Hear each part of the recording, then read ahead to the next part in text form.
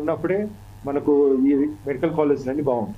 Right. ఇదే విషయంపై మనం ఒకసారి డాక్టర్ దువ్వాల రమేష్ బాబు గారి దగ్గరికి వెళ్దాం. తర్వాత మనం కాంగ్రెస్ సంబంధించిన ఎవరైతే ఉన్నారో డాక్టర్ పి రామకృష్ణ గారి దగ్గరగా లాస్ట్గా వెళ్దాం.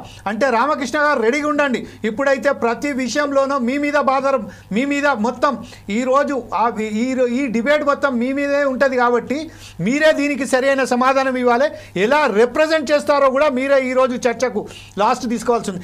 ఇప్పుడు మనం ఒకసారి దువ్వాల రమేష్ బాబు దగ్గరికి వెళ్దాం. రమేష్ బాబు గారు, ప్రస్తుతం మన ప్యానలిస్టులు ఎవరైతే ఉన్నారో ప్రతి ఒక్కరు డాక్టరు సూచనలు ఇచ్చారు.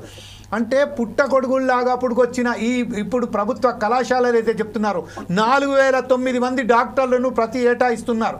అంటే ప్రైవేటు కాలేజీలలో బోంగా కేవలం ప్రభుత్వ కాలేజీలలో మాత్రం 4090 మంది వస్తున్నారండి.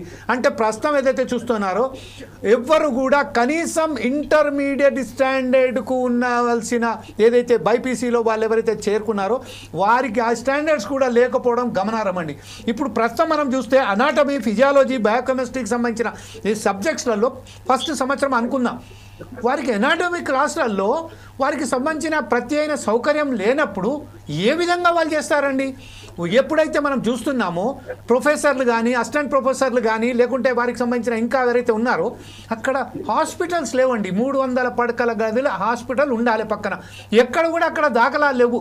ప్రైవేట్ కాలేజీలు మన చెరుకు సుధాకర్ గారు చెప్పారు, ప్రైవేట్ కాలేజీలలో ఏదైతే ఉన్నదో గతంలో వాళ్ళకు లైసెన్స్ రావాలంటే ఎక్కడి నుంచో తీసుకొచ్చి పెట్టుకుంటుండే, సర్టిఫికేట్ తీసుకొచ్చి పెడుతుండే. కానీ గవర్నమెంట్ కాలేజీలలో అలా కాదు కదా. దాని విషయంలో ఈరోజు చూస్తే ఏదైతే ఇన్ఫ్రాస్ట్రక్చరు, ఏదైతే ఫ్యాకల్టీ ఉండాల్సి ఉన్నదో అది చాలా కొరత జరుగుతుంది. Why not government is taking initiate and why not they are particularly appointing the permanent post? ఎందుకు ఈరోజు కేవలం ఒక కాంట్రాక్ట్ డాక్టర్స్ను కాంట్రాక్ట్ లేబర్స్లుగా తీసుకొచ్చి పెట్టుకుంటున్నారు, అది కూడా 1,25,000 రూపాయలు ఇచ్చి? ఈ విధంపై మీరేమంటారండి రమేష్ బాబు గారు?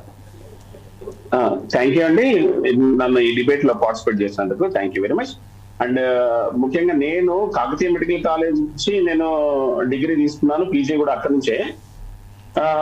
ముఖ్యంగా ఈ డిబేట్ లో మీరు అడిగిన క్వశ్చన్స్ ఏంటంటే మౌలిక సదుపాయాలు, నాణ్యమైన విద్య, వైద్య విద్య, మౌలిక సదుపాయాలు కల్పించడంలో చాలా కష్టం అవుతుంది. ఎందుకంటే ఒక్కొక్క డిస్ట్రిక్ట్ లో 3 మెడికల్ కాలేజీలు అయినాయి కొన్ని చోట్ల అయితే.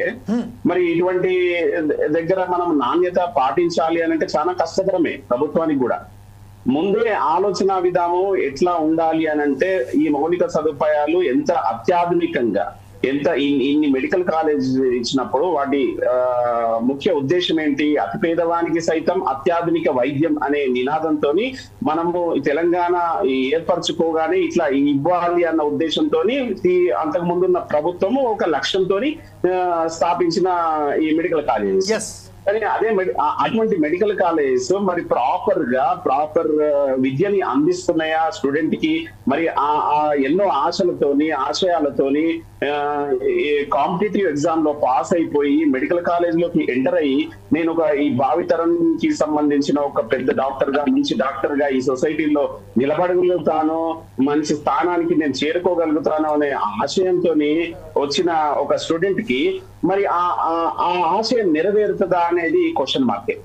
మరి ఎందుకు అనంటే నాణ్యమైన వైద్య విద్య అనేది దొరకడం లేదు. ఎందుకనంటే ఈ ఉన్న ప్రొఫెసర్స్ తక్కువ మంది, మళ్ళీ ఉన్న టీచింగ్ మెటీరియల్ కూడా చాలా అసలు అందుబాటులో ఉండడం లేదు. టీచింగ్ మెటీరియల్ అంటే ముఖ్యంగా ప్రీ మెడికల్, మీరు ఏదైతే అన్నారో అనాటమీ, బయోకెమిస్ట్రీ, ఫిజియాలజీ, దానికి సంబంధించి ఇప్పుడు కెడావరిక్ డిసెక్షన్ ఉన్నది అందుబాటులో. ఇన్ని మెడికల్ కాలేజ్ కి డెడ్ బాడీస్ సప్లై చేయడము అని అంటే కూడా కొంచెం కష్టమే అవుతుంది. మరి దానికి ఇప్పుడు మోడర్నైజ్ గా అంటే ఇంటర్నేషనల్ లెవెల్లో మెడికల్ కాలేజ్ అన్ని ఎట్లా చేస్తున్నాయి ఏంది అనేది దానికి అనుగుణంగా ఇటువంటి మన తెలంగాణలో ఉన్న మెడికల్ కాలేజ్ దానికి అందుబాటులో ఉండేటట్టు మరి అటువంటి కెడావరిక్ దాన్ని మరి అంటే ఆర్టిఫిషియల్ కెడావరిక్ డిసెక్షన్ ని మన స్టూడెంట్ కి పరిచయం చేసే దిశలో మరి ఎంతవరకు మనము సక్సెస్ అవుతున్నాం అనేది క్వశ్చన్ చేసుకోవాలి. అండ్ ఇంకొకటి క్లినికల్ సైడ్ అంటే ఇప్పుడు అనాటమీకి వచ్చి ఉంటే ఇప్పుడు ప్రొఫెసర్స్ కానీ, టీచింగ్ ఫ్యాకల్టీ కానీ చాలా తక్కువ మంది ఉన్నారు. ఎందుకు అనంటే డాక్టర్స్ చాలా మంది నేను పేషెంట్ ని చూసే డాక్టర్ ని అవుతాను కానీ ఈ టీచింగ్ సైడ్ వెళ్ళే డాక్టర్ ని నేను ఎందుకు అవుతా అని చాలా మంది ఆలోచిస్తారు. కానీ కొందరికి మాత్రం చాలా ఇంట్రెస్ట్ ఉంటది. నేను ఒక మంచి ప్రొఫెసర్ గా, నాకు మంచి టీచింగ్ క్వాలిటీస్ ఉంటాయి, నేను స్టూడెంట్స్ మంచి స్టూడెంట్స్ నేను తయారు చేయగలుగుతాను అనే ఉద్దేశంతో జాయిన్ అయ్యే వాళ్ళు చాలా మంది ఉంటారు. అటువంటి వాళ్ళకు ఉద్యోగం ఇస్తే, అటువంటి వాళ్ళకి కొంచెం జాబ్ సెక్యూరిటీ ఇచ్చి మంచి శాలరీతోని అక్కడ క్వార్టర్స్ కానీ మంచి శాలరీ ఇచ్చి వాళ్ళ ఫ్యామిలీ కూడా మంచి కాన్ఫిడెంట్ గా అక్కడ మంచిగా జీవనాన్ని వెళ్ళదీసేటట్టు, అంటే స్టాండర్డ్ ఆఫ్ లివింగ్ వాళ్ళ డాక్టర్స్ ఫ్యామిలీ ఉండేటట్టు కలగజేయగలిగితే, అరే నేను సాటిస్ఫైడ్ గా నేను ఇక్కడ ఉన్నా, నేను స్టూడెంట్స్ మంచిగా తీర్చిదిద్దగలుగుతా అని ఒక సాటిస్ఫైడ్ మోటోతోని వాళ్ళు ముందరికెళ్ళి ఒక స్టూడెంట్ ని, మంచి రాయి లాంటి స్టూడెంట్ ని రత్నం లాగా బయటకు తీసుకొచ్చే ప్రయత్నం చేస్తారు. మరి అటువంటి ప్రొఫెసర్స్ తక్కువైపోయారు ఈ ప్రీ క్లినికల్స్ సైడ్, బయోకెమిస్ట్రీ కానీ, అనాటమీ కానీ, ఫిజియాలజీ కానీ.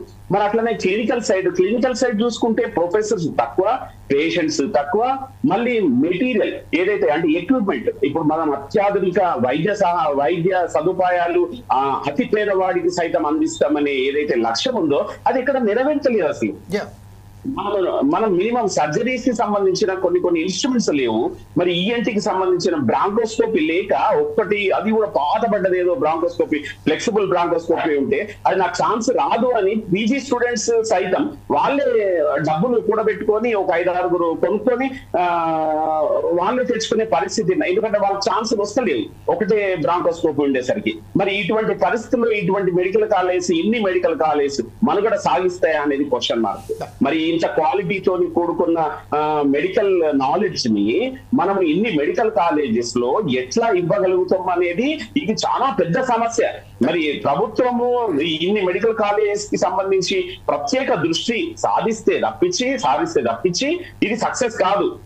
అలవి గాని హామీలు ఇచ్చే ఈ నాయకులు మరి ఈ విద్య, వైద్యము, వ్యవసాయం పట్ల ఎంత శ్రద్ధ చూపించాలి, ఎంత పవిత్రమైన ఈ డిపార్ట్మెంట్స్.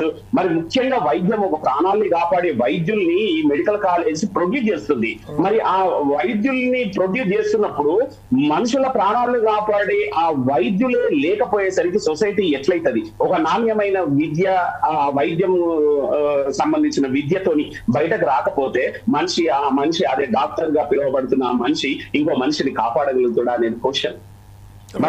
మరి ముఖ్యంగా ఏంటంటే ఎమర్జెన్సీ టైంలో చాలా మంది డాక్టర్స్ డమ్మీ పీసుల లాగా మిగిలిపోతున్నారు అక్కడ. చాలా మంది డాక్టర్స్ కానీ ఎందుకు అనంటే ఎక్కడైతే మనం డ్యూటీలు చేయాలనో, ఎక్కడైతే మనము అక్కడ నేర్చుకోవాలనో అక్కడ సరిగా నేర్చుకోక, సరి అయిన విద్య లభించక బయటకు వస్తున్నారు. మరి అటువంటి వాళ్ళు బయట డాక్టర్ గానే ఉంటున్నారు కానీ డాక్టర్ విద్య మాత్రం చేయట్లేదు. ఇదే విషయంపై డాక్టర్ పి రామకృష్ణ గారి దగ్గరికి వెళ్దాం. ప్రస్తుతం ఒక మాట మీరు అన్నారు, ఏమన్నంటే ఇప్పుడు ప్రస్తుతం